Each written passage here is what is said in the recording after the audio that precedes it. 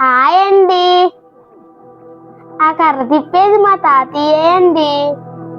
మా తాతయ్య కర్ర బాగా తిప్పుతున్నాడు కదండి. మా మాయకి కర్ర తిప్పడం నేర్పుతున్నారు మా తాతయ్య గారు కూడా. ఇంతకీ నేను ఏం చేస్తున్నారు అనుకుంటున్నారా? వీడియో తీసి నేనే అండి బాబు, మీకు ఎలా కనపడతాను నేను? మా తాతయ్య మా మాయకి కర్ర ఇచ్చాడు, ఇంకా కర్ర కొట్టేస్తాడు మా మాయ అయితే.